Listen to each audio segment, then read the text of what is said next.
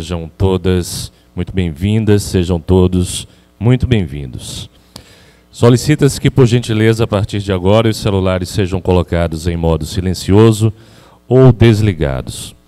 Os interessados em participar do debate após cada painel deverão encaminhar suas perguntas através do WhatsApp da Escola Superior do Ministério Público. Para isso, basta utilizar o QR Code impresso nas pastas que vocês receberam da coordenação do Fórum. Para darmos início ao painel A Salvaguarda do Patrimônio Urbanístico e Histórico do Centro do Recife, como garantir a sua preservação em harmonia com as novas demandas da sociedade. Convidamos como moderador desta mesa o excelentíssimo promotor de Justiça do Ministério Público de Pernambuco, Oscar Nóbrega.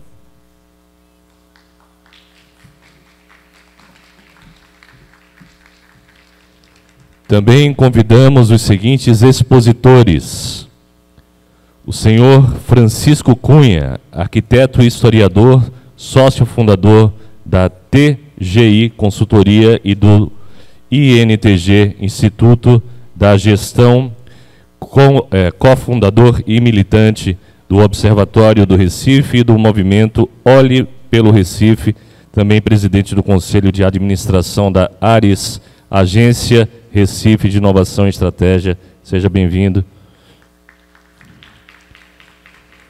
Convida-se também a senhora Iana Ludemir, arquiteta e urbanista, professora do Departamento de Arquitetura e Urbanismo e do Programa de Pós-Graduação em Desenvolvimento Urbano da Universidade Federal de Pernambuco, UFPE.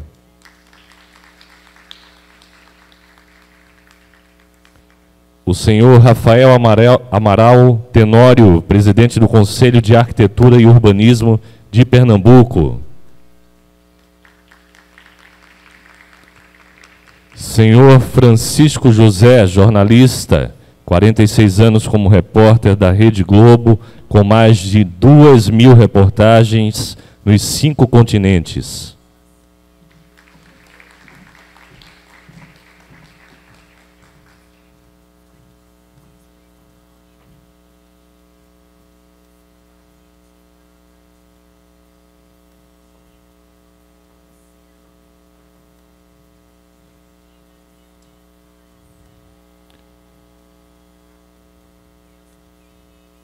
Um excelente painel a todos vocês. Com a palavra ao moderador.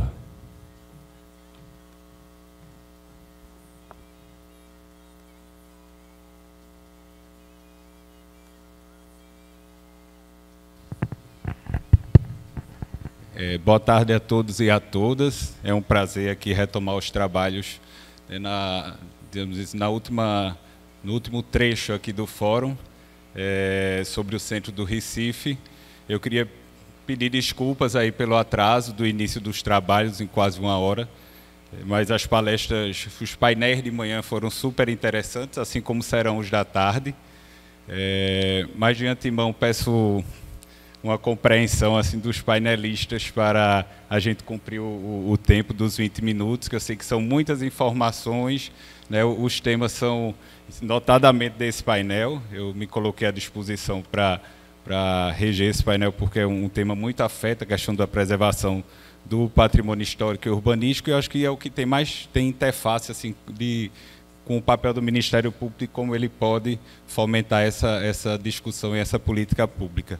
Então, vou estabelecer um método, assim, quando estiver faltando 5 minutos, eu faço um sinal, quando estiver faltando 1 minuto, eu sinalizo novamente, para a gente tentar cumprir o horário e possibilitar essa interação com o público, com as perguntas, para que a gente não fique só na exposição e possa ver essa troca, né, com o público aqui presente. O painel é a salvaguarda do patrimônio urbanístico e histórico do Centro do Recife. Como garantir a sua preservação em harmonia com as novas demandas da sociedade. Os temas estão, né, super intrincados, né, isso já foi super explorado, agora pela manhã também. Acho que a gente procura trazer para a mesa pontos de vista divergentes, mas na divergência se estabelece uma convergência, que como já foi falado, na diversidade se estabelece essa unidade.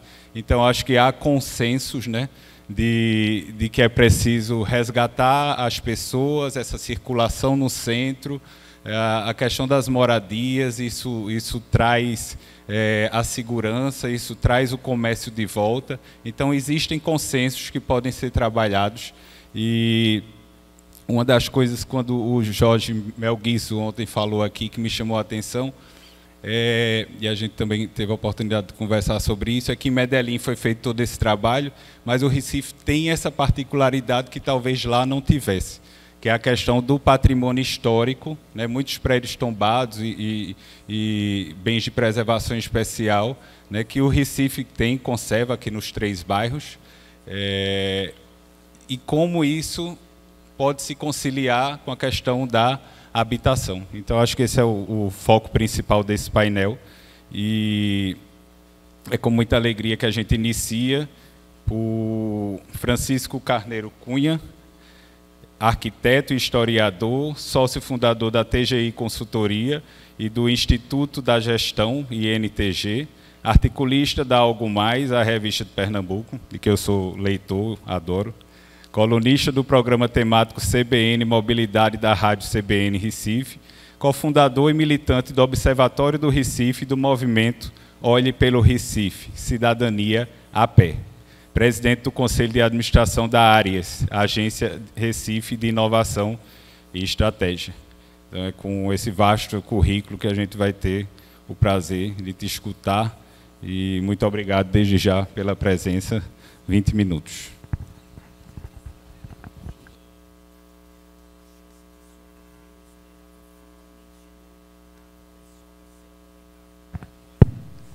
Inclusive, a organização do evento me pediu para alertar que, se os painelistas se sentirem à vontade para falar até na frente da mesa, porque as câmeras conseguem captar melhor e não só o meio corpo, e também fica mais próximo lá da mesa se for usar o PowerPoint aqui, o painel.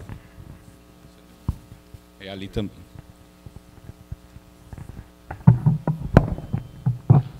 Boa tarde. Queria, em primeiro lugar, agradecer o convite e vou fazer o possível aqui para cumprir os 20 minutos, viu?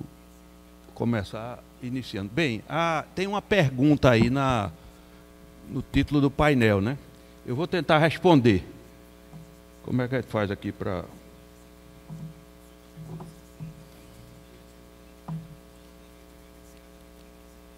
Bem, o que eu vou falar aqui é baseado nesse projeto, o Recife que Precisamos, que iniciamos em 2012, justamente na campanha eleitoral de 2012, e fizemos propostas a todos os candidatos. Na última versão, fizemos 2012, 2016 e 2021. Na última versão, que foi da eleição passada, nós incluímos um 5º eixo, que é o mundo. Eu vou falar sobre isso. E esse entendimento que a gente terminou colocando no projeto parte dessa compreensão de que... Eu tenho a impressão que eu vou ter que falar aqui da frente.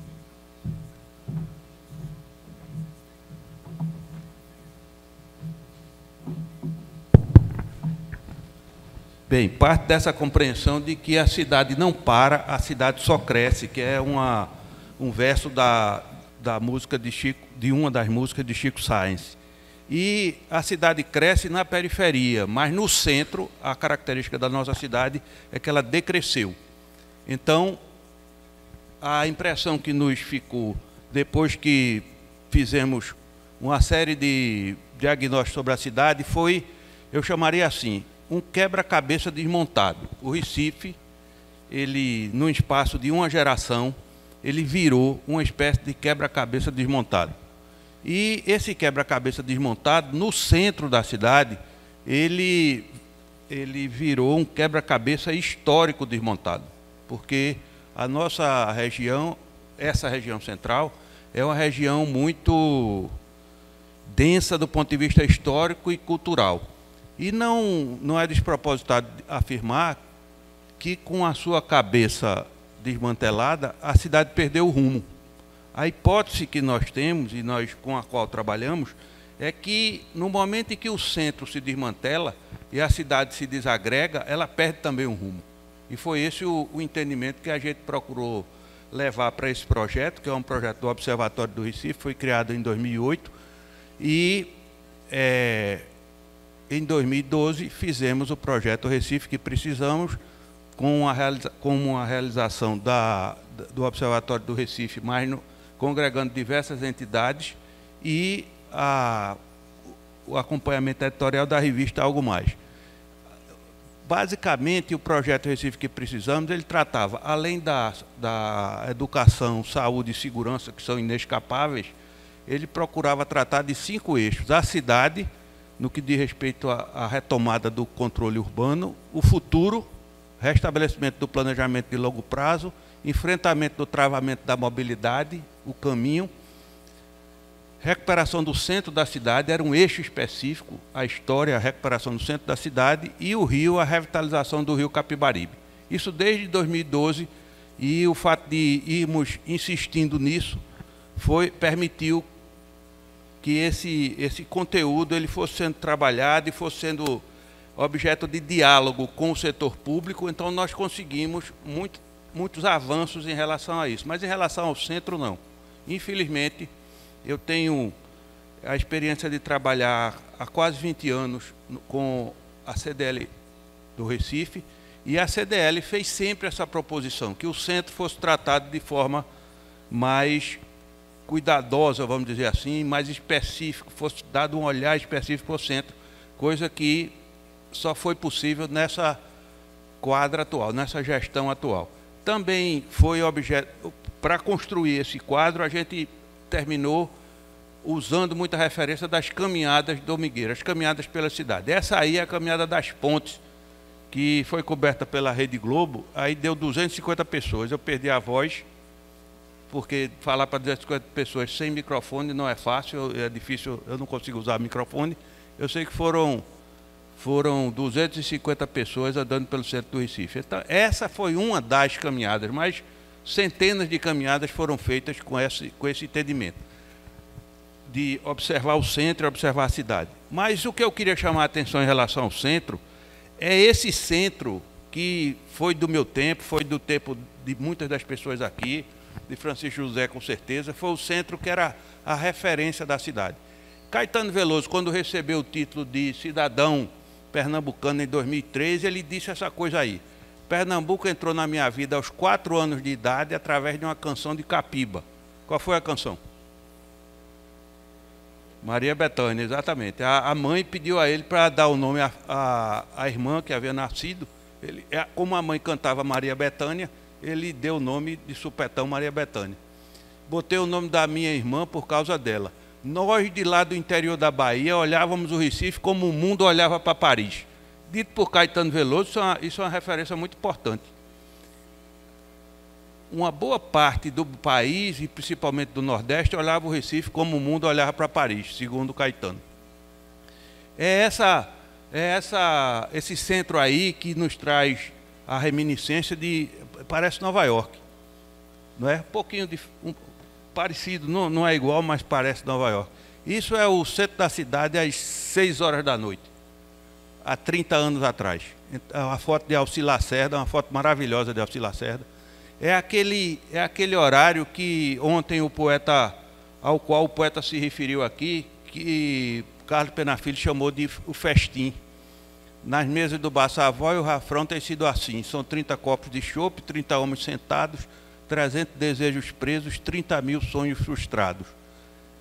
Ele dizia que esse momento era um momento do início da noite, era um festim. Santo Antônio, ele dizia que estava no meio de um festim.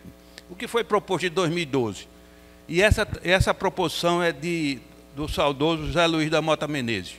Foi meu professor, acho que foi professor seu também, não foi?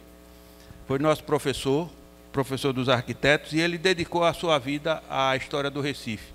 E eu pedi a ele, em 2012, para fazer uma proposta do que fazer do ponto de vista da preservação do patrimônio do Recife. E ele fez essa proposta aqui, de transformar o centro do Recife em patrimônio da humanidade por extensão de Olinda. De fato, quando transformaram Olinda em patrimônio da humanidade, esqueceram de tombar também o Recife, porque é da mesma época, o Recife era o porto de Olinda. Então ele fez uma proposição saindo de Olinda, pelo Complexo Salgadinho, chegando até o bairro do Recife e o bairro de São José. A sugestão dele foi essa aí, eu não vou detalhar, mas foi uma sugestão de transformar essa região em região, principalmente Santo Antônio, começar a preparar para tornar patrimônio da humanidade em associação ao tombamento de Olinda. Ele fazia o detalhamento bastante convincente disso aí, do que era possível. E também, principalmente, entre outras coisas importantes, articular o extraordinário patrimônio barroco de Santo Antônio e São José, hoje fragmentado. Então, a situação atual, nós conseguimos avanços importantes. Esses avanços foram feitos em decorrência também da militância em relação à melhoria do centro da cidade. Então, houve o redesenho do Novo Recife, com a Dantas Barreto chegando até a Bacia do Pina. Isso foi um equívoco enorme do projeto original, que, aliás, no meu entendimento, é um projeto equivocado, porque ele podia ter tido o poder de fazer uma revolução nessa região, no extremo sul da ilha, e não fez. Então, mas conseguimos, no redesenho, fazer com que a Dantas Barreto chegasse até a Bacia do Pina e promovesse uma saída para frente de água. Isso desempossa o bairro de São José. Desempossa e permite fazer um eixo entre a Bacia do Pina e o Palácio do Governo. Isso deve ser objeto de um estudo detalhado urbanístico, mas é possível fazer isso. A Dantas Barreto ao norte e a Bacia do Pina ao sul. Outra coisa importante foi que a gente descobriu esse acidente geográfico chamado Ilha de Antônio Vaz. Descobriu, ficou evidente que, composto pelo bairro de São José, Santo Antônio, São José, e São José vai até Afogados, Joana Bezerra e Cabanga, defronte da Bacia do Pina. Essa é uma ilha que precisa ser tratada no seu conjunto. É um acidente geográfico do centro que tem uma influência muito grande entre a parte dos bairros estruturados, Santo Antônio e São José, e os bairros de Joana Bezerra e Cabanga. Isso está tudo no mesmo território. É fundamental olhar as duas coisas, porque senão não consegue resolver essa parte daqui, que é a parte decadente, e a outra parte também da ilha, que é a parte esquecida. Eu boto esquecida entre aspas. Isso deve ser objeto de um planejamento detalhado. Já foi feito um estudo, inclusive internacional, sobre a ilha de Antônio Vaz, com uma construção de uma visão para a ilha, que inclusive saiu na imprensa, a ilha como uma visão integradora necessária. É possível sim, esse estudo preliminar já permite observar que é possível articular essas coisas, saiu na imprensa. Agora, o problema hoje, ele foi sensivelmente agravado pós-pandemia. Por quê? Porque essa é uma região que atrai pessoas. É uma região que isso aqui não está assim agora, mas já esteve logo no período pandêmico, na Rua do Imperador, um verdadeiro acampamento, né? Como se fossem refugiados. E, de fato, eram refugiados da pandemia. Isso por quê? Segundo o nosso entendimento. Porque essa região aí, que é a região à ponta da ilha, Santo Antônio principalmente, ela é uma região que recebe afluxo de diversas outras regiões da cidade, até da região metropolitana. Santo Antônio e parte de São José são um centro de atração natural para o comércio popular, moradia no espaço público e complemento de renda das populações desvalidas próximas, em especial da própria ilha. Bem, mas temos uma oportunidade, aquela história que o problema traz com ele uma oportunidade. Qual é a oportunidade? A ciclofaixa de lazer passa a 50 metros dessas concentrações que eu mostrei aí. 50 metros. Então, essa região é uma região que está sendo objeto de fluxo de pessoas de diversas classes, usando como ciclofaixa de lazer no fim de semana. O edifício Sertã, eu acho que o promotor dessa mudança aí transformou o edifício Sertã num edifício residencial. Não veio não foi? Eu não vi por aqui não. Mas é uma coisa extraordinária que foi feita. São 20, Rubem, 20 apartamentos, 20, né? Segundo ele me disse, hein? Uns 15, né? 15 apartamentos, todos alugados. As pessoas estão morando aí e fizemos uma entrevista, todos achando muito bom. o fato de morar aí no edifício Sertão, que é do lado do edifício Trianon.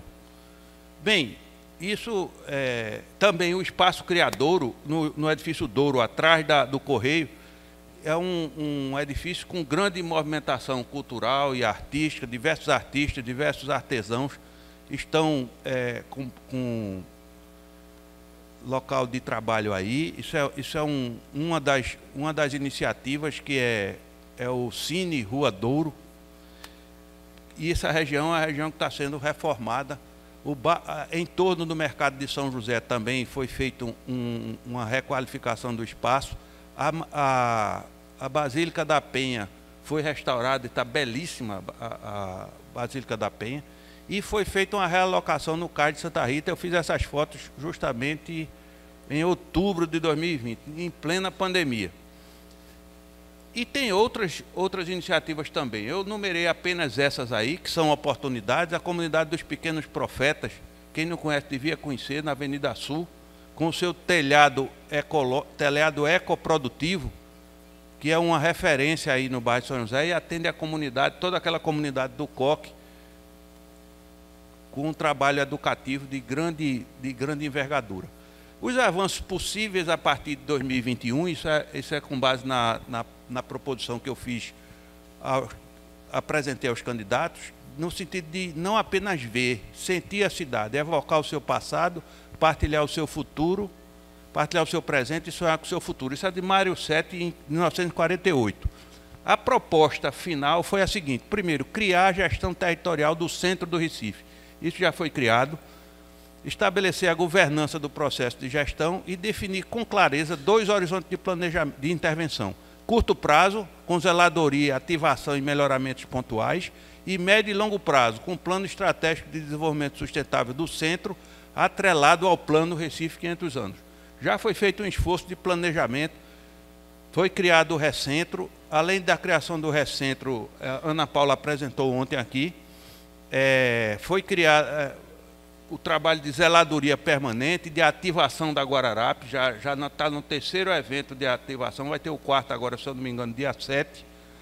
E foi criado, já começa a governança a se organizar, foi criada a Câmara Permanente do Recentro, que teve a sua primeira reunião na segunda-feira passada, que é uma Câmara Permanente do SEDES, do Conselho de Desenvolvimento Econômico e Social, e já fez a primeira reunião sobre justamente a moradia no centro que Iana apresentou. Não foi você, não foi? Infelizmente eu não pude participar. Mas a ideia é ter algo que pode fazer como analogia com farol alto e farol baixo do carro. No planejamento é fundamental o farol baixo para você planejar aquela ação que você faz no curto prazo. E é fundamental ter o farol alto com planejamento do médio e longo prazo. Se você não fizer as duas coisas juntas, a ideia e o que é fundamental, 5 minutos já, os 2 faróis altos e baixos para se referir aos planos de curto e longo prazo, ambos indispensáveis para uma segura condução automotiva. Você não consegue dirigir de noite na estrada sem os 2 faróis, porque senão pode cair no buraco ou bater na vaca lá na frente. E daí a necessidade de uso simultâneo dos 2 faróis. E o que a gente propõe para o caso do Recentro é isso. No curto prazo, esse trabalho de zeladoria. Sim, eu tirei uma fotografia deitada aí, porque eu disse ao prefeito: prefeito, toda a área que for transformada em área de pedestre, que era área de carro e pedestre, eu vou me deitar nela para marcar o evento. Ele disse: você vai se cansar. Eu disse: não, fique tranquilo, que eu estou fazendo pilates, vou conseguir. Então, nessa primeira foi na Rua do Bom Jesus. Essa aí é a faixa de pedestre mais extensa em linha reta da América Latina. É aqui na rua, no final da rua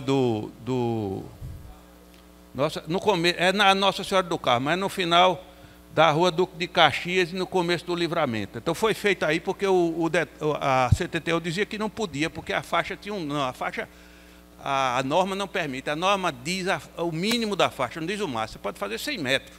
Então, fizemos 32. E Fortaleza, na semana seguinte, eles ficam monitorando, porque na semana seguinte eles fizeram uma de 50, dizendo que era a maior do mundo. Aí eu disse ao prefeito: vamos fazer uma de 100, que eu quero ver eles ultrapassarem. Estou procurando lugar. Quem tiver um lugar que possa fazer uma faixa de 100 metros, me diga para a gente fazer.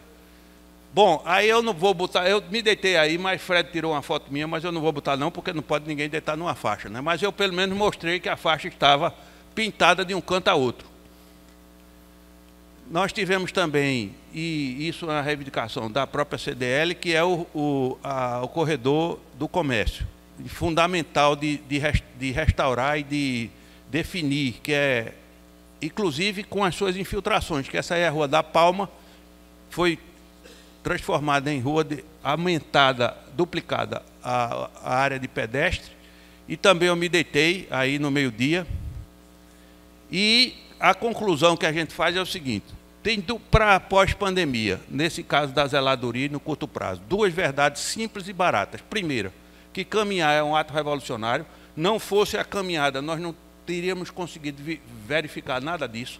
E segundo, sim, porque eu insisto isso aí, isso é para chatear o pessoal do Porto Digital, que é o seguinte: a cidade inteligente é caminhável. Se não for caminhável, não é inteligente. Não adianta, pode ter melhores tecnologias, ela não é inteligente. E que tinta salva vidas. O que está sendo feito, principalmente com o chamado urbanismo tático emergente, é com tinta. E aí eu terminei definindo, sugerindo um roteiro reconstruador do centro. Esse aí é o centro do Recife, numa fotografia tirada pelo Zé Pelim em 1932. O que é que a gente vê aí? Não vê a Guararapes, nem vê ainda a Dantas Barreto. Foi o que aconteceu de lá para cá. Houve um corte, que foi o corte da Dantas Barreto, o eixo da Guararapes, e depois um corte no outro sentido, que foi o corte da Dantas Barreto. Isso foi assim, ó, que fizeram. Cortaram um pedaço aqui, porque isso era, na época, o urbanismo dizia que tinha que ter um eixo se cruzando no centro da cidade. E cortaram outro pedaço aqui. O que ensejou, ou pelo menos destacou, o poema de Joaquim Cardoso. Recife é o clamor dessa hora noturna e mágica, vejo-te morto, mutilado, grande, pregado à cruz das novas avenidas, e as mãos longas e verdes da madrugada te acariciam. Então, o que é que eu sugeri? Peguei um mapa do século XVIII e a gente vê com clareza impressionante a cidade que se transformou depois da saída dos holandeses. Aquela cidade holandesa foi arrasada, e a cidade que ficou no lugar dela foi a cidade dos mascates e das confrarias religiosas. E vocês podem ver que quem define a cidade são as igrejas e os pátios. Aí o que é que eu comecei a observar? Que o convento de Santo Antônio, a Capela Dourada é a igreja conventual, a Igreja do Paraíso, a Matriz de Santo Antônio, a Conceição dos Militares, Rosário dos Pretos, Igreja do Espírito Santo, a Igreja do Basílica, o Convento do Carmo, a Ordem Terceira do Carmo, a Igreja de Santa Teresa, a Igreja de Nossa Senhora do Livramento dos Homens Pardos, a Concatedral de São Pedro dos Clérigos, a Basílica da Penha, a Igreja de Nossa Senhora do Terço e a Igreja de São José do Ribamar. Todas essas igrejas, à exceção da Igreja do Paraíso, que foi derrubada para a abertura da Guararapes, todas são existentes. E o que foi que aconteceu? Exceto pela Igreja do Paraíso, derrubada para a construção da Guararapes, todas as demais erguidas no século XVIII e XIX continuam de pé. Essa igreja, então o que foi que eu fiz? Fiz eu não vou ler isso, mas o que foi que fiz? Apenas juntei de norte a sul, passei um traço da igreja para a igreja seguinte. E com isso criou um roteiro, ou pelo menos o esboço de um roteiro de cinzimento do território, porque ele está fragmentado, ele é um quebra-cabeça desmontado. Quebra-cabeça histórico desmontado. E a partir disso, eu sugeri um roteiro que está sendo observado, está aí. Isso não é exaustivo, não. Eu só fiz uma relação dos pontos de atração que apareciam no caminho, mas tem pelo menos o dobro disso. O centro do Recife é um quebra-cabeça histórico desmontado. Só na Travessa dos Martírios, que eu descobri lá, a placa caiu, a placa estava caindo, caiu, eu não peguei. Se eu tivesse pego aí, eu seria provavelmente acusado pelo Ministério Público de dano ao patrimônio público e apropriação indébita, alguma coisa do gênero, provavelmente. Então eu evitei fazer, mas eu me arrependo, que eu devia ter pego esse negócio aí, porque é uma relíquia. Então o que é que eu acho que pode fazer? Esse é o Beco dos Martírios, ou a Travessa dos Martírios. Se a gente fizer um exercício de realidade aumentada, a gente pode botar a Igreja dos Martírios lá atrás, porque descobrimos onde era o lugar dela. Redescobrimos, né? Todo mundo muita gente sabia. Bem, e o final desse roteiro é no pátio de São Pedro, que já começa a funcionar como uma espécie de local de convivência. Já começa a funcionar. Tem um restaurante São Pedro, e do outro lado, onde pega a sombra, também já começa a ter frequência depois da pandemia. Para finalizar, no médio e longo prazo, a ideia com a qual a gente trabalha é a seguinte: ou você tem uma estratégia própria, ou você é parte da estratégia de alguém. Como o centro não tem estratégia, a cidade não tem estratégia, ela é parte da estratégia de uma quantidade enorme de outros atores que sacam contra a ausência de estratégia. Ou a gente faz a estratégia da cidade, ou então a gente vai ficar à mercê de ninguém sabe o quê. Bom, como em 2037 o Recife vai completar 500 anos, será a primeira capital brasileira a completar 500 anos, a sugestão que a gente faz é justamente usar essa oportunidade, entendendo como Francisco de Oliveira entende, ele foi o secretário adjunto de Celso Furtado. Uma cidade é sonhada, é mítica ou não é cidade? A gente precisa trazer o potencial de sonho e de mítico que a cidade tem para poder recuperar dentro do horizonte dos seus 500 anos e dentro do plano de 500 anos, feito pela Agência Recife de Inovação e Estratégia. E, por fim, construir uma visão que seja o que é que está proposto por médio e longo prazo.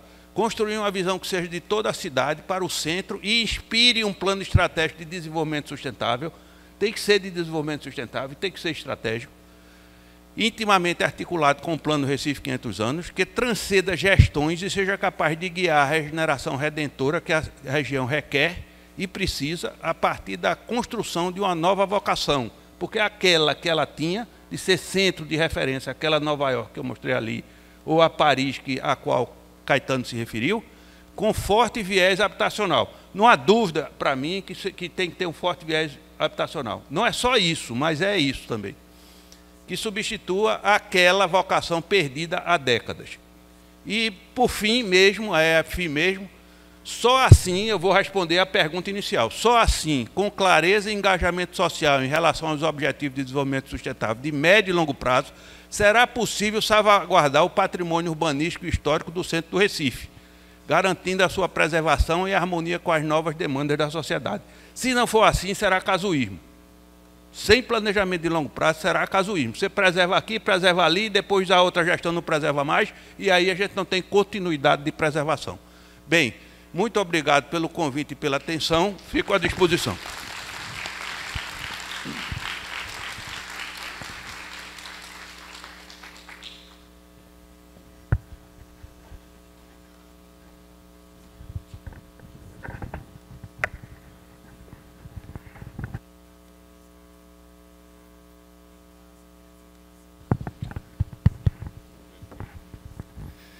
Obrigado, professor, né? Posso te chamar assim também, pelas palavras tão instigantes, a questão da ênfase na estratégia de longo prazo, né? Para que as conquistas de curto prazo elas devem existir e elas trazem ânimo e motivação para prosseguir, mas, de fato, como é um plano que se pensa para a cidade, para o centro,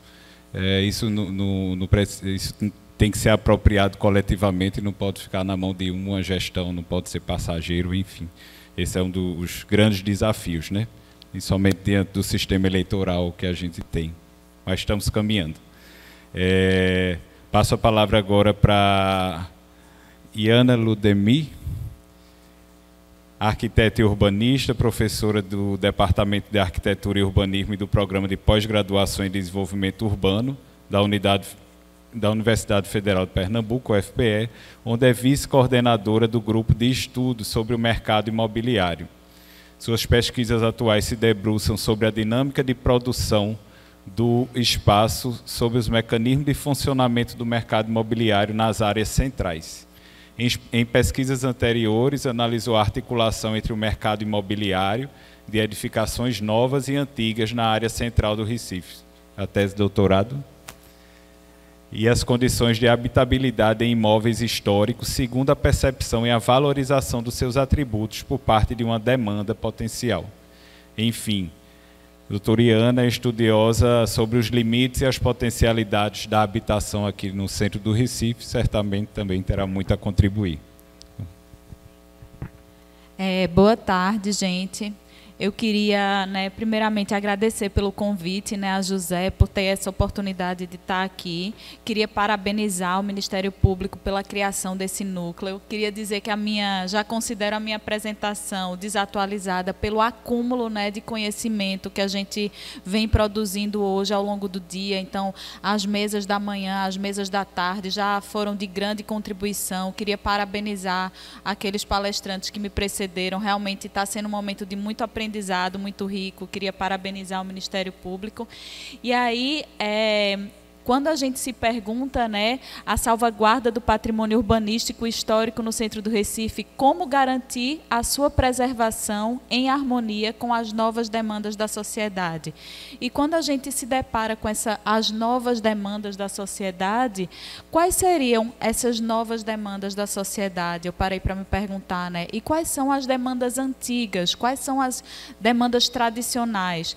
Então, para conduzir um pouco essa reflexão, eu pensei em situar essa área central como uma área que está em disputa por vários agentes.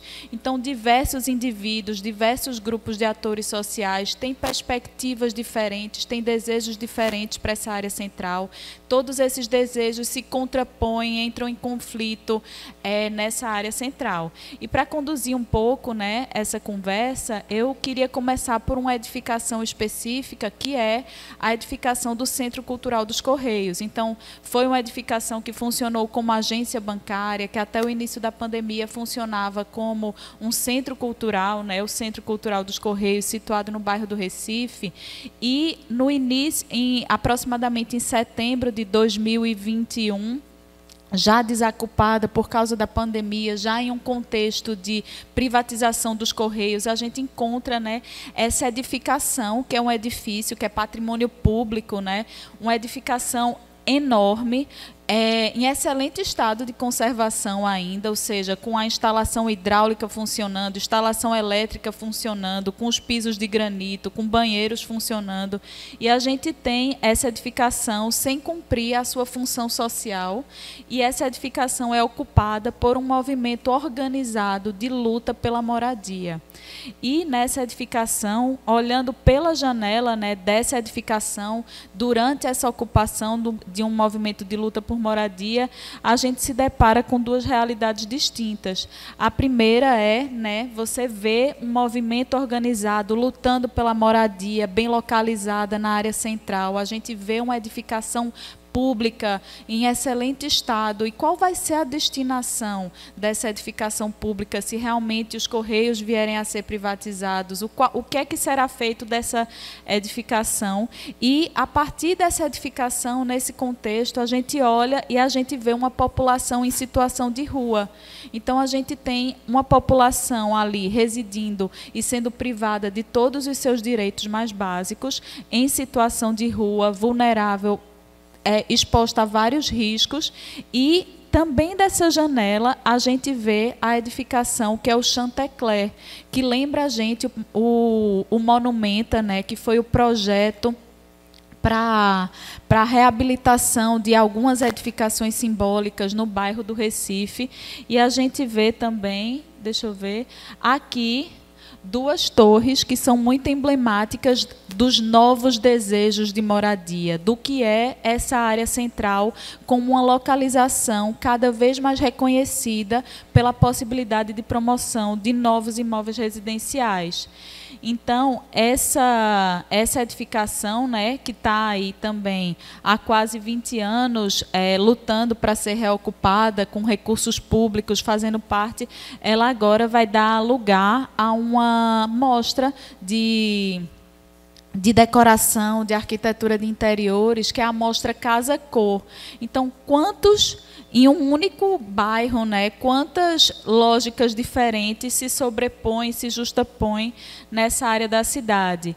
E aí eu queria falar, né, que temos as novas demandas da sociedade, mas nós temos as demandas antigas, as demandas históricas da sociedade, algumas dessas demandas reconhecidas enquanto direito constitucional na nossa Constituição de 1988. Então, como é que estamos lidando com a demanda do cumprimento da função social da propriedade nessa área central? E a preservação do patrimônio cultural? E a moradia? Então, a gente se situa, né, nesse contexto. Então, quando a gente pensa nas novas demandas, no futuro, a gente também tem que se preocupar com a solução desses problemas do passado.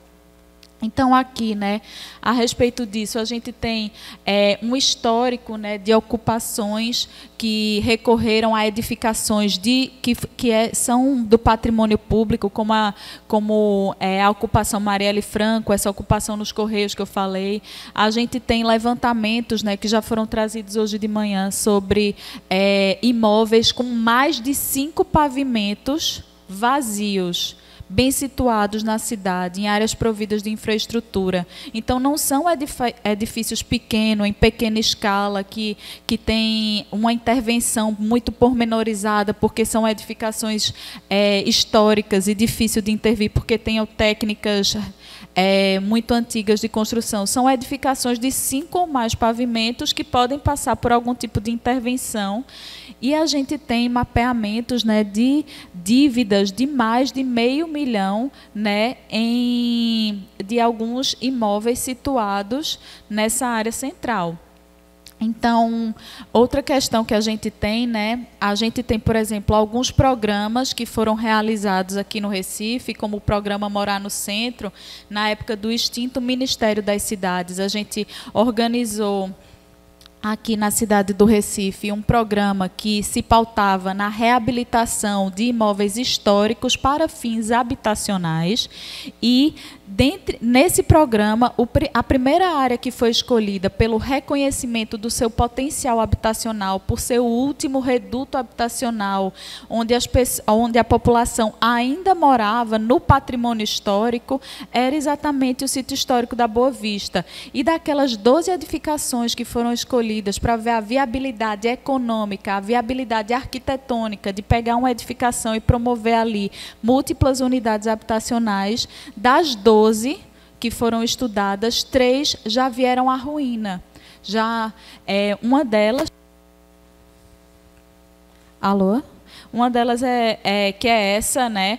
Ela foi ocupada também por um movimento de luta por moradia, e na ação violenta de reintegração de posse houve um incêndio nessa edificação, e algum tempo depois ela ruiu, e um indivíduo que estava, né, na casa ao lado veio inclusive a óbito. Então, o que é que o engavetamento de alguns projetos pode levar, né, a acontecer?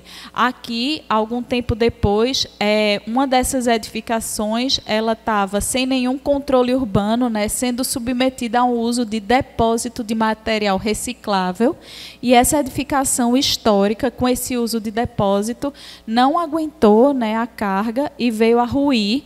E nessa situação, exatamente essa família, que era moradora do patrimônio histórico, que morava na edificação ao lado, foi fotografada no momento em que constatou que teria que sair da sua casa, da casa onde morava, essa família que habitava o patrimônio histórico. Essa daqui, inclusive, é uma fotografia que eu tirei de um jornal. E, na época, eu não escrevi, não anotei o autor dessa fotografia, o fotógrafo. Já procurei, então, se alguém souber quem é o fotógrafo, porque é do caderno Cidades. Então, as pessoas que efetivamente moram nesse patrimônio, como é que a gente está lidando com o direito dessas pessoas, moradoras do patrimônio histórico, moradoras da área central? Como a gente lida com elas, já que a gente reconhece o potencial que tem a habitação para a promoção dessa conservação e dessa valorização da área central? E aí, diante desse contexto, né, a gente se pergunta, e o que é de novo? E quais são as novas demandas? Quais são as demandas contemporâneas? E aí eu trouxe 5, né, para poder debater um pouco aqui com vocês, que é o retorno ao centro. Então, existe a construção, né, há aproximadamente 20 anos, uma construção consistente dessa necessidade de retorno ao centro. Então, a gente tem movimentos como, por exemplo, o Porto Digital, recursos disponibilizados, a gente tem um contexto político e macroeconômico que vem tentando trazer esse retorno ao centro da cidade há aproximadamente 20 anos, de uma maneira consistente. A gente tem a área central em disputa por múltiplos agentes, com narrativas, inclusive, contraditórias em alguns momentos. O reconhecimento do centro como uma localização privilegiada para a promoção de novos empreendimentos, mas é sempre a promoção de novos empreendimentos sob uma lógica da tábula rasa, ou seja, demolir para produzir o novo. Então, isso a gente vai discutir também. As inovações imobiliárias na promoção dia na área central e os empreendimentos voltados predominantemente para uma população de alto padrão de consumo. Então, quando eu falo do retorno ao centro, essa apresentação aqui é uma apresentação do CDU um pouco antes, né, da pandemia, e ela já trazia várias informações sobre esses empreendimentos. Então, a gente tem, por exemplo, a ideia da construção no terreno do Americano Batista de um empreendimento com uma torre de 12 andares, com empresarial, com cinema. A gente tem, dentro do terreno do Colégio Salesiano, a ideia de construção de 12 novas edificações com uma inovação, por exemplo, de moradia voltada para uma população da terceira idade, que é um híbrido de moradia com hotelaria, com um serviço médico também. Aqui já se anunciava o Moinho Recife, já se anunciava o shopping dos chineses. Então, existe uma dinâmica de retorno ao centro que vem se consolidando, e enfrentar e reconhecer que esse capital tá voltando ao centro, que a gente está vendo o centro como uma nova fronteira para a atuação imobiliária, é muito importante. E aí, em algumas pesquisas, né, do nosso grupo de estudos, a gente já está detectando que, desde 2001, quando a gente teve a limitação à verticalização nos 12 bairros do Recife, a ampliação da verticalização e da atuação imobiliária para além da Avenida Agamenon Magalhães, ou seja, para chegar na área central do Recife, foi uma expansão natural dessa fronteira, e a gente vai tendo esse centro que vai se desenvolvendo. E a gente tem 2 edificações, né, 2 empreendimentos que são pioneiros, exatamente na frente d'água, no Cais da Aurora, no Cais de Santa Rita, que simbolizam um pouco esse retorno do capital ao centro. A gente também tem uma composição, né, de múltiplos agentes, de muitos interesses. Então, principalmente a partir da pandemia, a gente encontra numerosas matérias, né, nos meios de comunicação que falam do esvaziamento, da degradação, da obsolescência, da idade avançada dessas edificações. E aí eu queria trazer aqui um dado para vocês, que todas essas edificações que estão na tonalidade de azul são edificações que são de antes da ditadura militar, são de antes de 1963. Isso quer dizer que essas edificações podem ser consideradas antigas. Então, se a gente parte do pressuposto que as edificações antigas são problemáticas, que não é possível intervir nessas edificações antigas, a gente está considerando problemáticas todas essas edificações que estão nessa tonalidade de azul. Outro aspecto que eu acho assim muito marcante é que muitas vezes assim ao longo do dia, né, hoje a gente veio falando sempre o centro do Recife, e aí a gente precisa pactuar o que é o centro do Recife, o que é o centro histórico do Recife. Então aqui a gente tem nessa cor mais castanha as áreas de preservação e as áreas de entorno, mas na verdade quando a gente se debruça, né, por exemplo, o programa Recentro, ele está falando exatamente, predominantemente do bairro, né, do Recife, Santo Antônio e São José. E aqui, exatamente onde eu estava falando desse patrimônio habitacional, dessa população que talvez ainda tenha o interesse de residir, onde aconteceu essa tragédia, aqui a gente tem em 2016 a demolição dessa casa remanescente.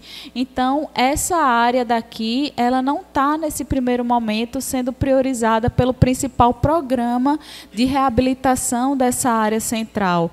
Então, se eu pudesse fazer uma proposta, né, é que não deixemos de fora dos programas de reabilitação da área central nada do que for o seu patrimônio histórico. Não deixemos de fora da reabilitação dessa área central aquelas pessoas que ainda desejam morar nessa área histórica. Então, a gente tem a opção de inventar um reduto habitacional onde ele não existe, ou a gente tem a opção de reconhecer os redutos habitacionais resistentes à teimosia da permanência desse uso habitacional para atuar nessas áreas onde o uso habitacional persiste. Se a gente quer aliar habitação com preservação, como é que a gente vai deixar de fora exatamente essa área que, em 2005, era reconhecida como o principal reduto habitacional?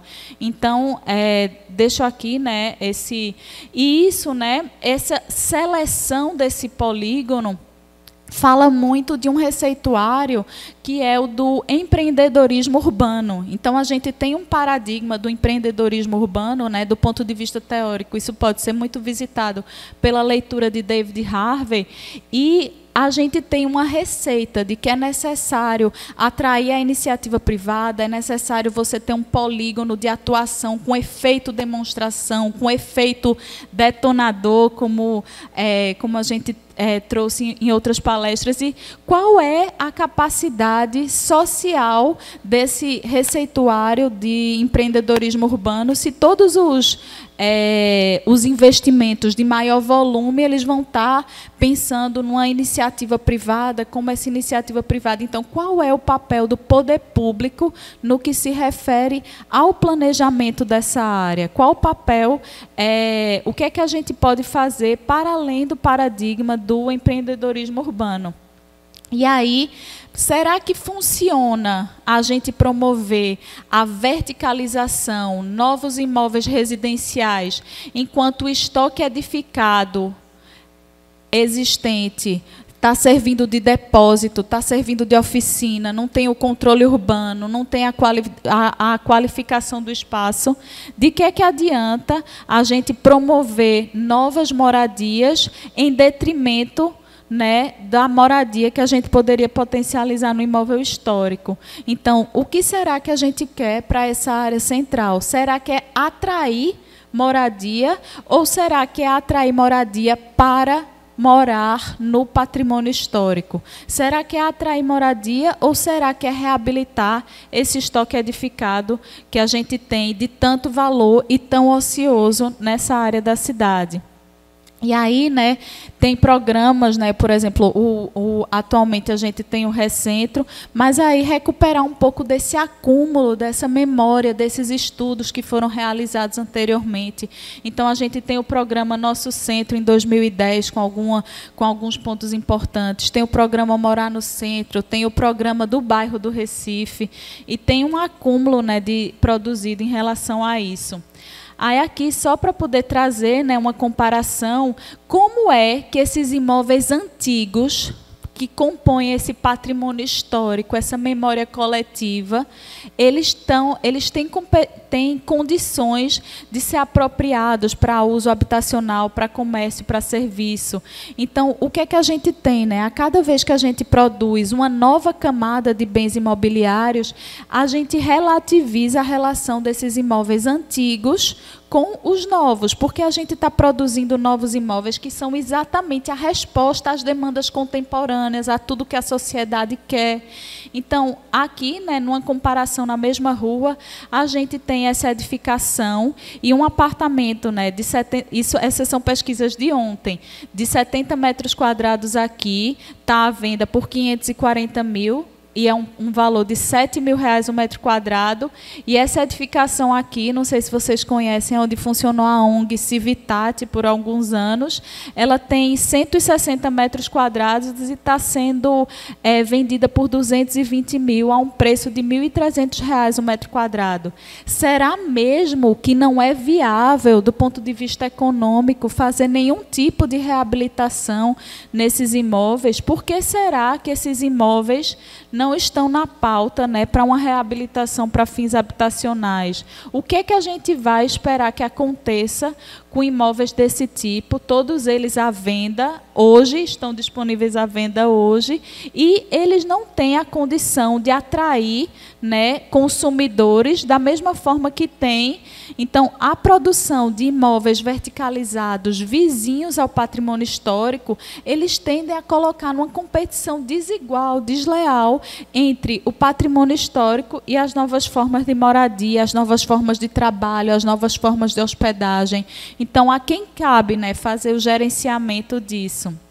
E também, a respeito das inovações imobiliárias na promoção habitacional, a gente tem várias modalidades novas de moradia por assinatura, co-living, home service, que tudo, né, recorre a essa área da cidade.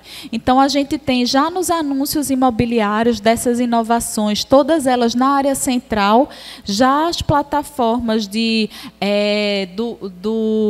Airbnb, ou então do House. Então, são moradias que já se voltam para um novo padrão de consumo, para novas formas de morar.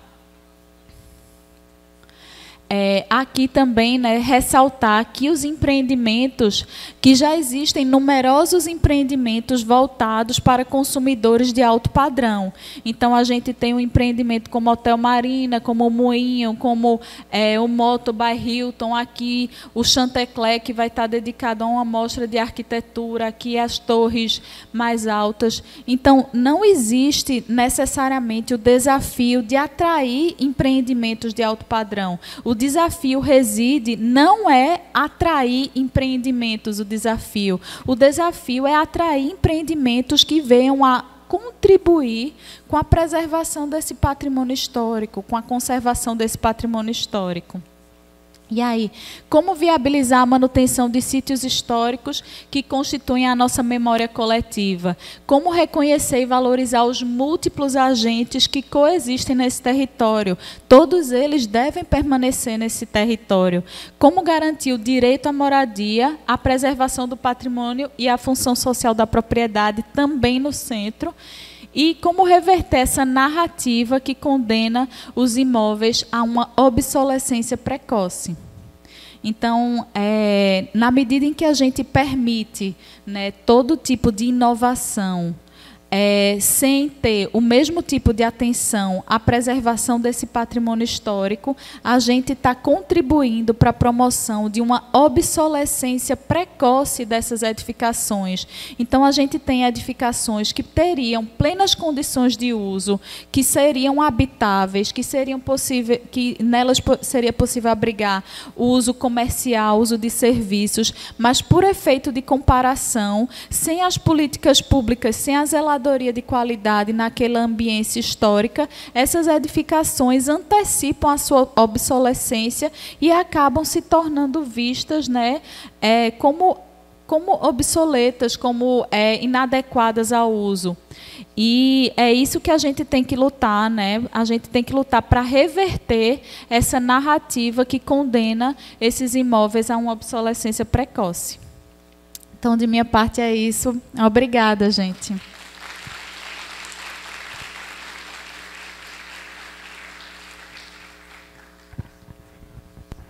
Obrigado, doutora Iana. Então, lançados os desafios, né? E a gente que é operador do direito, né, não está acostumado com muitos termos, então, assim, ocupar, dar atenção aos estoques ociosos, estoques edificados ociosos, buscar trazer esse olhar para as moradias que já existem, né, e não simplesmente abandoná-las para que elas, né, em detrimento da preservação do patrimônio histórico, mais tarde elas sirvam para a construção de moradias novas ou de prédios, enfim. Temas complexos. Mas que bom que a gente está caminhando nessa discussão e pode trazer aí diversos agentes com seus mais diversos pontos de vista para consensuar. Dando seguimento ao painel, passo a palavra a Rafael Amaral Tenório. Rafael é graduado pelo UFPE, né, em 2007, Master em Meio Ambiente e Arquitetura Bioclimática pela Universidade Politécnica de Madrid, na Espanha, e é o atual presidente do Conselho de Arquitetura e Urbanismo de Pernambuco, CAU, no biênio agora 2021 a 2023. Membro fundador e primeiro presidente eleito da Associação Pernambucana de Arquitetos, a APA, no biênio 2016 a 2017. Seja bem-vindo, Rafael. Obrigado, gente. Boa tarde. Eu queria começar parabenizando aí as duas exposições anteriores.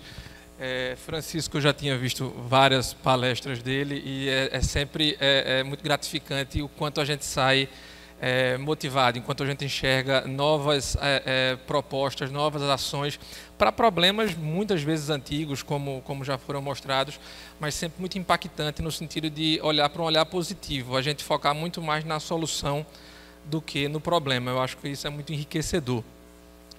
Iane, fazia anos que eu não via, a gente foi contemporâneo da faculdade, ela é um pouquinho mais nova do que eu, fazer esse registro, mas estávamos juntos na faculdade e muito enriquecedor também teu trabalho. Acho que deixa muito claro o próprio título a nossa motivação de estar aqui. Acho que a gente precisa de projetos de cidade, a gente não pode ter projetos de gestão.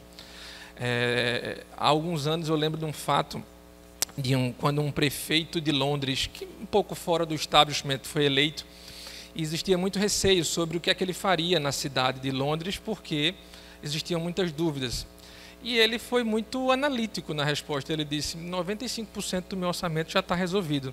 Os próximos 50 anos de Londres já estão planejados. Eu estou aqui para executar. Eu não estou aqui para aplicar a minha visão. Então, isso tranquiliza bastante uma sociedade que já vê que já tem um planejamento feito e que ela não vai ser, a cada 4 anos, telespectadora de propostas, algumas boas, algumas ruins, sempre vão acontecer, mas eu acho que nós, enquanto sociedade, precisamos evoluir ao ponto de ter essa segurança, de termos projetos de cidade. A gente falou aqui basicamente do centro, e é importante que esse centro ele não seja apenas geográfico, porque se a gente perder o centro enquanto centro, a cidade perde essa referência. Então, cada geração encara o centro de uma forma. Francisco foi muito feliz em dizer que talvez em uma geração a gente tenha perdido o centro. Eu não tive a oportunidade de ver o centro daquela foto, que me remeteu muito a Madrid, a Gran Via, tudo aceso. E o que a gente vê hoje é a cidade esquecida e que a gente precisa, juntos, de diversas formas, contribuir com projetos, com autarquias, com ONGs, com o Ministério Público, e eventos como esse são muito enriquecedores no sentido de que se extraia algo, mas que, acima de tudo, provoquem novas ações e provoquem mais propostas para que a gente enriqueça enquanto sociedade e que a gente tenha cidades que a gente, de fato, se aproprie. Vale também fazer a ressalva que, diferente das exposições anteriores, a minha exposição enquanto CAU, eu não estou aqui para falar de projetos, eu não estou aqui para falar de ações que nós fazemos, mas como, enquanto autarquia, podemos contribuir. O CAU ele foi criado em 2010, é uma autarquia muito jovem, está na sua 4ª gestão, são gestões que vêm, de certa forma, contribuindo e se sucedendo. As 2 primeiras gestões foram, inclusive, do irmão de Francisco, Roberto Montezuma, e que foi meu professor também, deu sua contribuição por 2 gestões à frente do CAU e fez uma série de ações no sentido de também contribuir com o patrimônio histórico, com a valorização do centro. Mas eu vou me ater a pontuar de 2018 para cá, que foi quando eu entrei no CAU e iniciei com outros 20 conselheiros uma série de ações, um trabalho de equipe muito grande que a gente conseguiu valorizar, a gente conseguiu dinamizar e fazer com que o CAU fosse além da sua missão de fundação. O CAU foi criado para educar, orientar e valorizar sobre a arquitetura e urbanismo. Mas a gente entendeu que era preciso ser um parceiro nessa estruturação, um parceiro da sociedade, para que de fato resultados existissem. Então, desde lá, a gente faz editais e concursos de patrimônio histórico.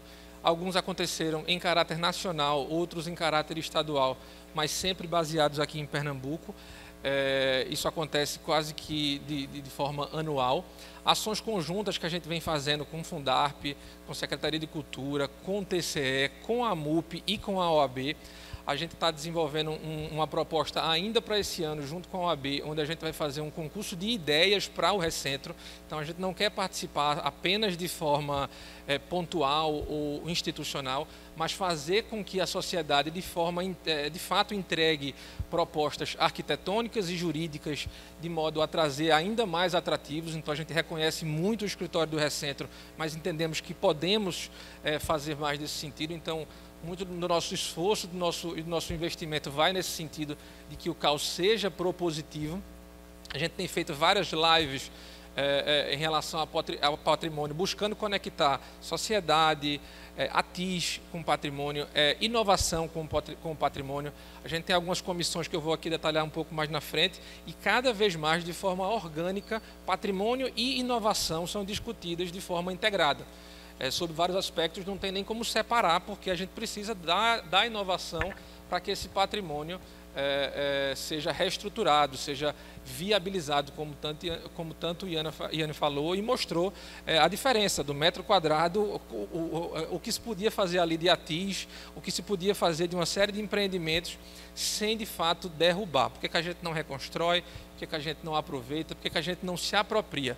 Se a gente fizesse isso, talvez a gente tivesse centros, um centro urbano muito parecido com o que a gente tem quando anda em Lisboa, quando anda em Madrid, e que a gente olha para aquilo e fala, que espetacular. E a gente, ao mesmo tempo, a gente fala, Recife poderia ter tudo isso. Não é tão difícil, a gente não está distante. A verba existe, ela só precisa ser canalizada para o que de fato dá resultado. Então, a Comissão Especial do Patrimônio, que foi criada em 2018, ela começou a estruturar todas essas ações e, acima de tudo, interiorizar o debate sobre o patrimônio, por entender que a gente precisa discutir o Estado. Então, assim, a gente está aqui falando hoje de Recife, mas o Conselho é Pernambuco e a gente não apenas interiorizou o Conselho, mas também o debate sobre o patrimônio nas principais cidades. A gente focou basicamente em Caruaru, Garanhuns e Petrolina. Essa equipe de patrimônio que está totalmente envolvida em todos esses projetos é coordenada pela Juliana Barreto, Sérgio Mota, que é lá de Petrolina, e outros grandes professores, aqui Tomás, que também foi meu professor, foi de Iane, Tinoco, que está sempre muito engajado, talvez uma pessoa que seja referência na coordenação desses projetos. Ele está, inclusive, hoje em parceria com o CAU Piauí, desenvolvendo uma ação super importante de patrimônio histórico no Piauí, que nós aqui estamos apoiando. E Paula Maciel também fazendo essa relação com a academia, mas saindo um pouco do público, trazendo para o privado. É importante a gente relacionar todos os entes por entender que sozinho ninguém vai para canto nenhum, e a gente precisa enxergar todos os atores que estão disponíveis para travar essa luta contra a manutenção do patrimônio. A gente quer garantir que a história fique preservada para que a gente tenha um futuro, senão a gente vai chegar como uma cidade planejada sem nenhuma história para contar. Enxergamos sim que o arquiteto é protagonista, mas que ele funciona como um ator, que tem toda a vocação para coordenar equipes multidisciplinares, equipes que sejam plurais, no sentido de contribuir e que se envolvam com arqueólogos, historiadores e tantas outras profissões que são importantes dentro da preservação do patrimônio. Então fica aqui IFAM, Ministério Público, academia, autarquias, entidades, movimentos organizados, ONGs, mas acima de tudo a gente precisa impactar a sociedade. Ou a gente traz ela para o debate, ou a gente cada vez mais vai estar discutindo com as mesmas pessoas que já sabem dos problemas e que não precisam mais ser tão impactadas porque já reconhecem eles. A gente precisa trazer pessoas que não encaram isso como um problema, que acham que inclusive não podem fazer nada e que podem. Se a gente se organiza, se a gente se mobiliza, se a gente cobra da maneira correta, se a gente propõe, se a gente mostra por A mais B que é possível, as coisas acabam acontecendo, e é nesse sentido que o Conselho se coloca totalmente à disposição e que trabalha para preservar não apenas o patrimônio, mas essa relação cada vez mais profícua com a sociedade.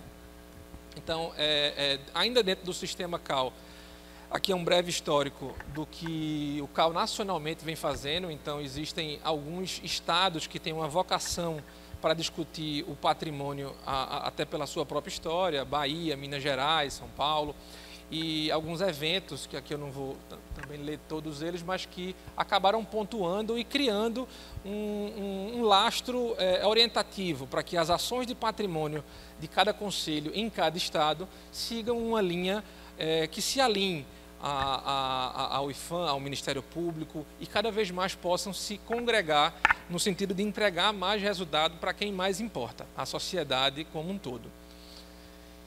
Aqui frisando um pouco a questão do papel, né, que a gente procura ir além, promover essa articulação, engajamento, porque senão a gente fica muito preso à missão, e sem a gente envolver o máximo de pessoas, a gente não vai ir além. Então, acho que a parte de todos os projetos que técnicos, estudiosos, profissionais, eles apresentam, a gente precisa cada vez mais ouvir as pessoas. Francisco caminhou as ruas todas do Recife, certamente ouviu muita coisa, e a gente precisa transformar o problema dessas pessoas reais que estão em contato com esses ambientes de patrimônio, muitas vezes esquecidos, ouvir para atender as demandas e muitas vezes poder resolvê-las localmente.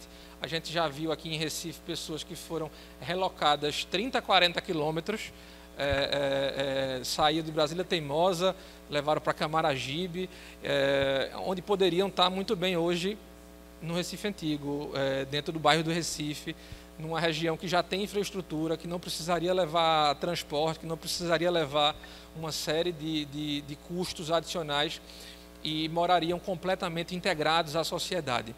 Isso faria muito mais sentido do que projetos que alteram completamente a vida dessas famílias e que acabam deixando elas sem trabalho.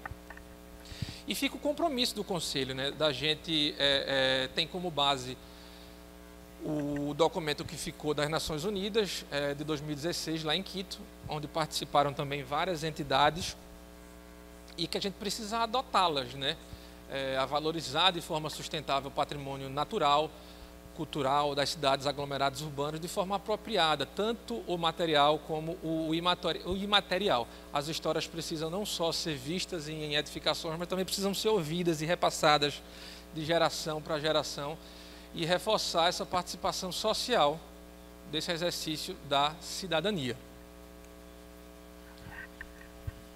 Já aqui, encerrando minha breve apresentação, como eu disse que ela não seria tão expositiva, seria muito mais institucional, com a frase aqui de Carlo Levi, né? O futuro tem um coração antigo e a gente precisa ter esse olhar humano, não apenas arquitetônico, para a preservação do patrimônio histórico e cultural. Aqui a posição que fica do Conselho de Arquitetura. que a gente se enxerga como construtor de pontes, para que juntos possamos fazer esta jornada uma busca de cidades que respeitam seu passado, para que elas possam ter futuro. Muito obrigado, gente.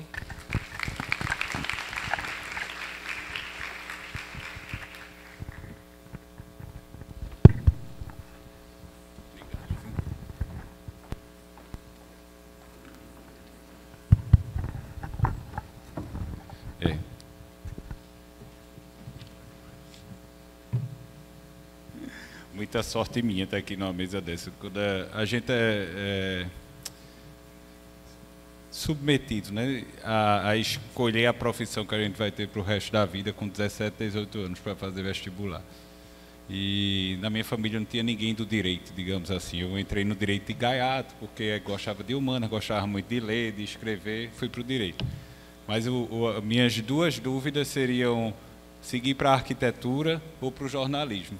Então hoje eu estou reunido aqui, ó, só de experts no tema. Acho que não largaria o direito, né, que eu gosto muito do que eu faço. Promover a justiça é muito instigante, mas são reunidos aqui por mestres no assunto, e isso me lisonjeia muito e lisonjeia também o Ministério Público.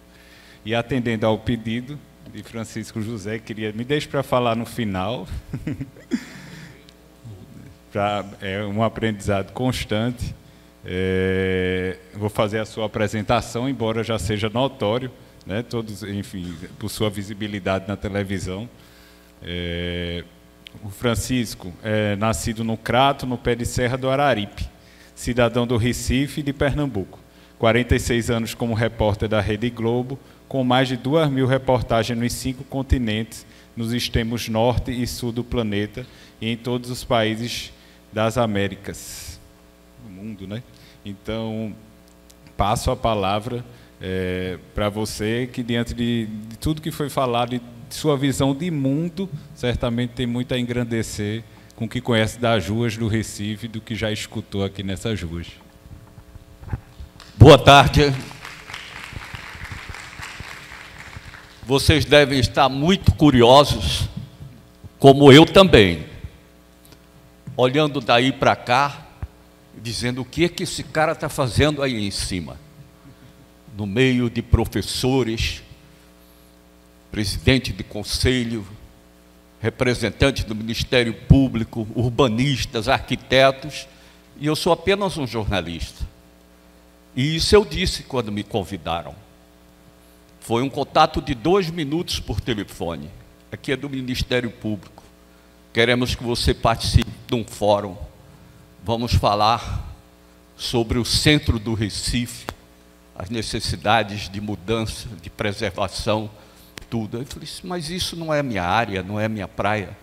Não, mas é para você mostrar a sua experiência com as reportagens que fez no centro do Recife, tudo. Isso se for assim, eu vou lá, porque eu jamais me arriscaria a fazer nenhum palpite na área técnica diante dessas feras que estão aqui. Só aproveitando o que a doutora Iane, a professora Iane falou, ela citou o edifício dos Correios. E eu lembrei do edifício do Diário de Pernambuco. Como é triste passar no centro do Recife, na pracinha do Diário, que ele deu o nome à pracinha do Diário, era como era chamada, e ver um tapume na porta do jornal mais antigo da América Latina. É muito triste. É um espelho do que acontece com muitos monumentos na nossa cidade. Mas eu me sinto à vontade para falar do centro do Recife, porque eu vivi o centro do Recife. Quando Oscar falou 46 anos como repórter da Globo, ele já mostrou que eu sou o mais antigo daqui. E eu assumo, envelheci vendo essa cidade, vivendo nessa cidade. Tive 4 empregos ao longo da vida. 3 foram no centro do Recife. O primeiro, no Jornal do Comércio, que fica na Rua do Imperador. O prédio está sendo reformado, mas passou muito tempo abandonado, como muitos outros. E eu casei 2 vezes. A primeira, quase menino, na Rua do Imperador, na Praça 17. Eu morei no final da Rua do Imperador, naquele conjunto habitacional onde a gente dobra para pegar o carro de Santa Rita. Porque eu não tinha dinheiro para morar longe. Eu tinha 2 funções no jornal. Era repórter esportivo e editor de esportes, e era plantão da central de notícias da empresa Jornal do Comércio. E saía meia-noite, a pé.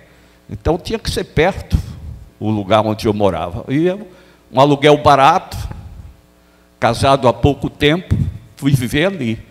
Então vocês devem sentir que eu tenho uma experiência grande de centro do Recife. E muitos fatos relacionados com as reportagens que fiz até alteraram um pouco o cotidiano do nosso centro. Por exemplo, no primeiro ano que eu descobri o Galo da Madrugada, eram 74 pessoas. E eu fiz a reportagem com película em preto e branco. Não dava para mostrar a beleza do galo. 74 pessoas, todas fantasiadas. E fantasias criativas, porque sempre foi a criatividade que destacou os blocos de carnaval de Pernambuco. A criatividade dos blocos líricos, dos blocos de Olinda, do Maracatu, a beleza que isso representava. Eu mostrei o Galo da Madrugada 40 anos seguidos no Jornal Nacional. E cada ano aumentava o número de pessoas atraídos pela alegria, pela beleza, pelos ritmos do carnaval.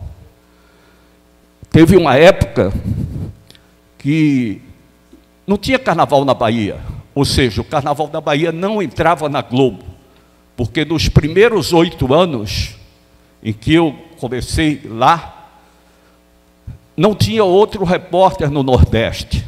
Eu tive o privilégio de mostrar o Nordeste de forma inédita ao Brasil através da televisão. Fernando de Noronha ainda era base militar. O espetáculo de Nova Jerusalém era resumido a um público bem restrito, mas sempre foi um espetáculo belíssimo. E o São João de Caruaru era só numa rua, a Rua das Irmãs Lira, e eu ia todo ano mostrar aquilo, a beleza, tudo. Depois ia para Campina Grande, aí lá o povo dizia que era o melhor carnaval do mundo, o melhor São João do mundo. Eu voltava para Caruaru, e Caruaru dizia, aqui é que é o maior São João. Eu criei a rivalidade entre os dois. Fiz isso também em Olinda, quando na segunda-feira, no sábado, saía Pitombeira. Eu posso até não falar exatamente os dias. No outro dia, saía Elefante, Marim dos Caetés, e eu lá fazendo o carnaval de Olinda. Era o povo que fazia o carnaval, não era a multidão. Decoravam as ruas, fantasias que ganhavam o baile municipal e o balmasquê no concurso de fantasias. Até que um dia eu fui expulso de Olinda. Um morador, na ladeira da Ribeira, na frente da família, na frente de todo mundo, me deu uma lição de moral que eu nunca mais pisei lá. Ele saiu e disse, Chico, tu não está vendo que está acabando com o carnaval de Olinda? Olha para aí, os músicos não podem mais tocar, o povo empurrando, é gente demais, fazendo xixi na rua, vai fazer carnaval em outro lugar, leva a tua emissora para fazer carnaval em outro lugar, porque Olinda não tem mais lugar, a gente não brinca mais. E eu entendi que ele tinha razão. Em 10 anos, tinha deixado de ser aquele carnaval bonito, cadenciado, com os músicos tocando, para ser multidão. Aí eu disse, a partir de agora eu vou fazer o desfile dos blocos líricos, que saía pela Rua Imperatriz, Rua Nova, e vinha para o Recife Antigo. Tinha um dia que saíam os maracatus, e era lindo. Eu me recordo de um ano que eu fui entrevistar Gilberto Freire, para ele falar sobre essa origem a origem africana na nossa cultura. E ele, depois que terminou a entrevista, pegou aqui no meu braço e disse, você está cometendo um erro de português muito grave nas suas reportagens. Aí eu falei, qual é para eu corrigir? Ele disse, você diz, em Recife, você diz, falava em Recife, para Recife, mas não está certo não? Ele disse, não, Recife é uma palavra de origem de um acidente geográfico. A origem são os arrecifes, os recifes. Então você não pode estar falando e sim o Recife, do Recife para o Recife. E assim que eu cheguei na Globo, eu escrevi imediatamente para o diretor-geral, Armando Nogueira, e ele passou uma circular. A partir de hoje, nenhum telejornal, nenhum repórter fala mais em Recife. Tem que falar no Recife, e isso foi explicado por Gilberto Freire. Eu também entrevistei Dom Helder Câmara. Aquilo que nós vemos ali na Rua do Imperador, vizinho ao lugar onde eu trabalhava, na igreja de São Francisco, a Capela Dourada, tudo, o povo continua lá, dormindo, esperando comida. Aquilo era um absurdo, é um absurdo, até hoje. Nós não podemos pensar em reformar os edifícios, em fazer uma cidade bonita, sem pensar primeiro no social. Estão construindo um hotel maravilhoso ali na entrada, vindo em direção à ponte giratória. Mas do outro lado da rua, tem a realidade nossa, que é o povo vivendo embaixo de cobertas de plástico, pedindo comida, como nós vemos nos sinais com placas, pedindo ajuda. Então, isso é importantíssimo que se pense com relação a melhorar a situação, não só urbanística, mas também, primeiro, vendo o lado social, vendo as palafitas que estão bem aqui ao nosso lado. São muitas as palafitas. Você quer ter uma imagem do Recife, quando sai do maravilhoso shopping Rio Mar e entra na maravilhosa via que nos leva para a Boa Viagem, olha para o lado direito. Se aquilo não envergonha, quando é que nós vamos ter políticos que assumam a realidade de um país? Porque entra governo, sai governo e as palafitas continuam lá. E isso é uma vergonha. Isso nós tínhamos que tomar providência para que não acontecesse, para que realmente a nossa imagem fosse de pessoas que têm trabalho, que têm educação. E quando eu falo em educação, não é só pegar as crianças da favela, não é só pegar as crianças que estão na rua, pegar os adultos também para dar educação para eles aprenderem. Por que eles não têm trabalho? Porque não têm currículo, porque não aprenderam a fazer nada. Eles precisam serem encaminhados na vida também. Mas vamos falar do urbanismo, vamos falar das curiosidades do centro da cidade. Eu até anotei aqui um resumo enquanto estava lá. Sim, o professor falou na igreja que foi derrubada. uma igreja destruída. Vocês imaginem, quem é fiel, vê uma máquina chegar e pá, derrubar a sua igreja. Foi isso que aconteceu. Dantas Barreto. O governador era Miguel Arraes, o prefeito Augusto Lucena.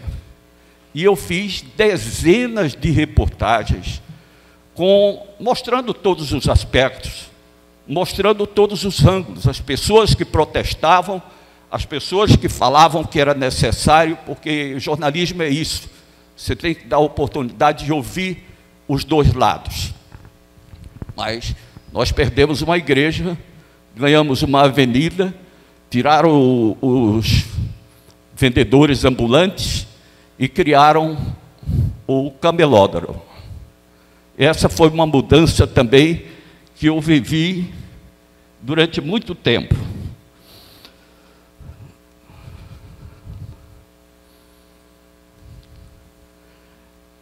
Outra coisa que marcou muito foi levar Capiba para os blocos líricos, aqui lá no Recife Antigo. E Capiba até dançou, junto com os blocos líricos. Ele fez o passo e ele falava da alegria que era ver as músicas dele cantadas pelo povo, porque o bloco lírico, e isso foi que modificou também o Recife Antigo. Era tão bonito, é tão bonito, que atrai as pessoas. Você poder sair, vir de casa, não ter cordão de isolamento, ver uma orquestra tocando, as pessoas fantasiadas no ritmo, cantando músicas que falam de amor, que falam de alegria, músicas que têm sentido, músicas que enaltecem a nossa região. E mostrando todo ano. Durante 10 anos, o resultado foi esse, que vocês viram até antes da pandemia. Não se consegue mais entrar no Recife Antigo, porque todas as pessoas querem ver aquela beleza. E isso, o mérito não é meu. O mérito é dos veículos de comunicação que podem levar a imagem que estaria limitada ao centro do Recife para o Brasil inteiro. As pessoas que estão mais próximas, Natal, João Pessoa, Maceió, têm mais facilidade de vir para cá. Mas vem gente de toda parte. Vocês são testemunhas de que o Carnaval de Pernambuco cresceu demais. E teve um momento em que Antônio Carlos Magalhães foi se queixar de Roberto Marinho, na Globo. Saiu de Salvador e foi para o Rio. E disse, o Carnaval da Bahia não aparece na Globo, só aparece o Carnaval de Pernambuco e do Rio de Janeiro. Uma reportagem nossa, daqui, estava com 4 minutos. Hoje o Galo da Madrugada, quando voltar, vai entrar com 50 segundos ou 1 minuto, pela rivalidade que existe de tantos carnavais por aí afora. Voltou o Carnaval de Rua do Rio de Janeiro, apareceu o Carnaval em São Paulo, e o da Bahia, que sempre foi muito expressivo. Então, a resposta de Armando Nogueira, que foi chamado por Roberto Marinho, ele disse, meu amigo Antônio Carlos Magalhães está se queixando que o Carnaval de Pernambuco aparece em todos os dias, e o Carnaval da Bahia não aparece nunca. Por quê? Aí o Armando disse, porque em Pernambuco tem um repórter, na Bahia não tem. E aí ele disse, o que é preciso para ter um repórter? Ele disse, o senhor contratar um repórter de rede. A Bahia contratar um repórter de rede. Aí ele disse, vou contratar o melhor repórter do Brasil. E aí a Alice Maria disse, olha, eu tenho um que está voltando, é correspondente internacional, e o senhor manda conversar com ele, ver se ele tem interesse de ir para lá. Era Hermano Hennig. E Hermano Henning, a mulher dele, adorou ir para a Bahia. No carnaval seguinte, começou a rivalidade. Eu falava que tinha 500 mil pessoas num lugar, no Galo, e ele falava lá que na Praça Castro Alves tinha 10 mil pessoas. Exagerava. Só que a primeira reportagem que Hermano fez do Carnaval da Bahia foi mostrando as pessoas assaltando os turistas. Era inversamente, mas era jornalismo. Ele foi lá para fazer jornalismo. E depois entrou o Zé Raimundo. E a gente brigava no ar, porque entrava ao vivo. Quem entrasse depois levava vantagem. E uma das vezes, eu lembro, o Carnaval da Bahia começava às 10 horas da noite.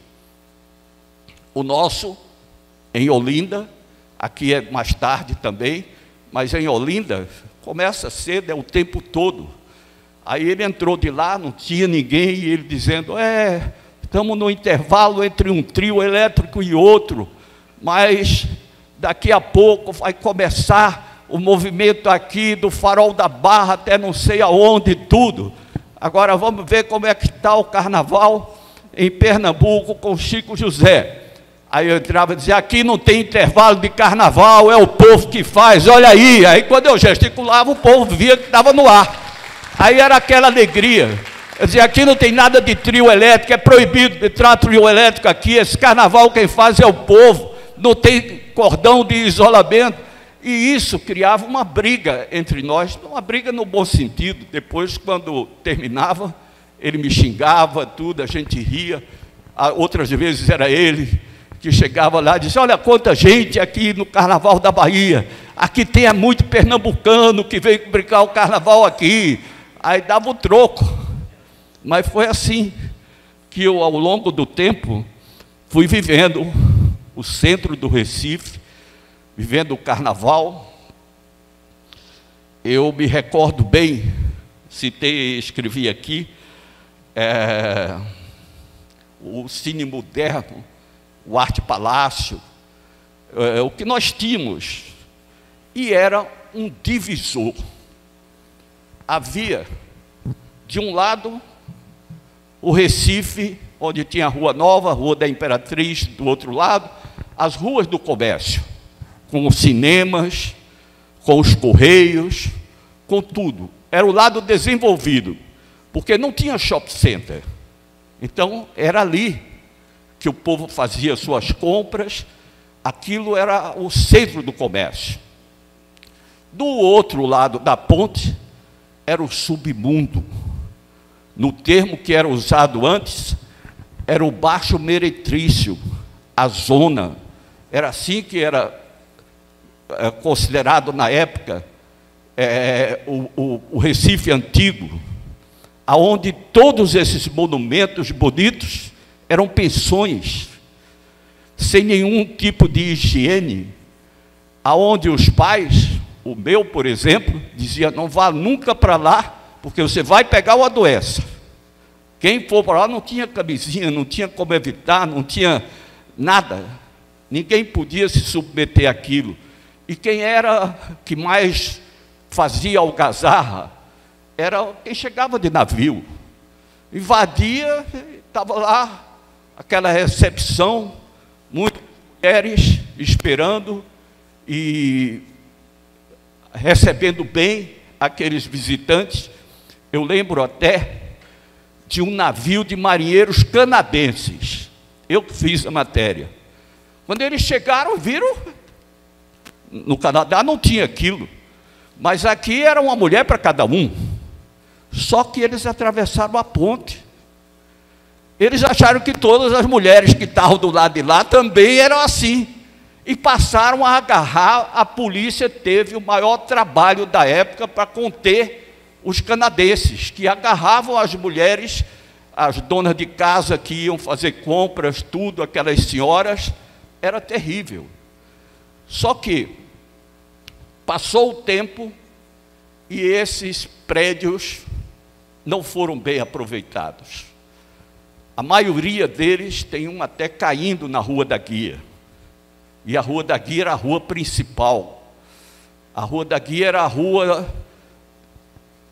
das festas, de onde havia todo tipo de libertinagem.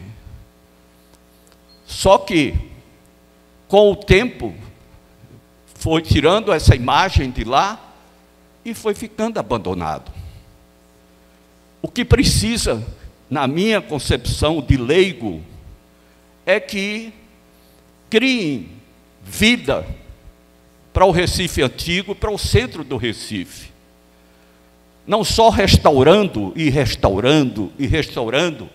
os prédios antigos, dando condições, construindo hotéis, fazendo por onde tenha vida, inclusive vida noturna, restaurantes, que as pessoas possam vir à noite para o centro do Recife, para que ele volte a ter vida, para que haja segurança, porque se voltar para ser assaltado, ou para ser assediado, ou para ver as pessoas com fome ali ao lado, como acontece sempre, aquilo seria impossível.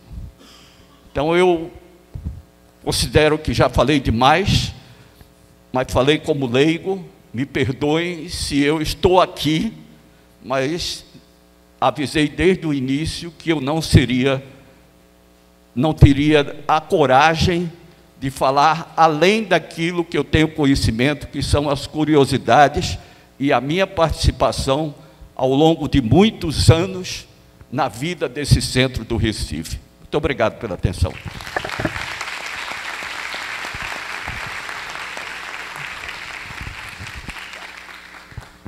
Obrigado, Francisco. Obrigado.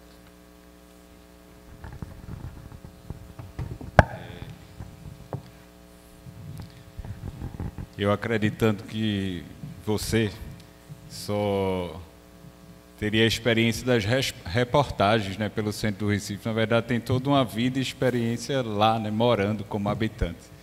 Então, importante contribuição aqui. Eu acho que é um consenso nesse fórum a questão de levar a moradia, né, de levar as pessoas para circular.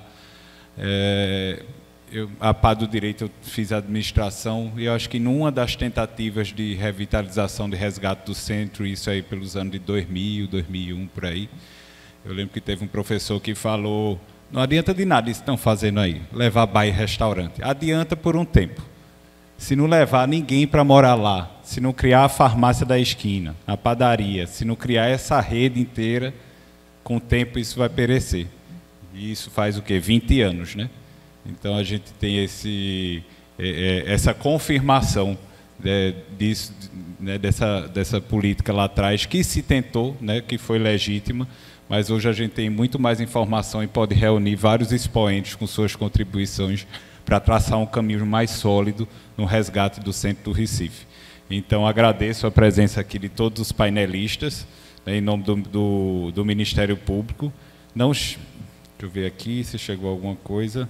Não recebi nenhuma pergunta, né? Quem tiver alguma pergunta ou curiosidade dos painelistas, pode repassar para o WhatsApp da Escola Superior, que tem na pastinha de vocês, que a escola vai fazer essa ponte com os painelistas e eles podem responder depois a essas indagações.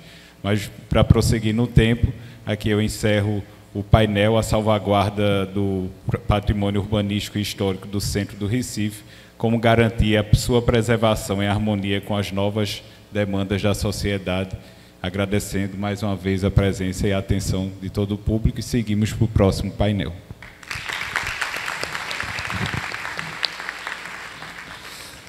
Agradecemos assim aos expositores e também ao moderador pelo excelente painel, que agora se desfaz, convidando-os a assistirem ao próximo e último painel deste fórum.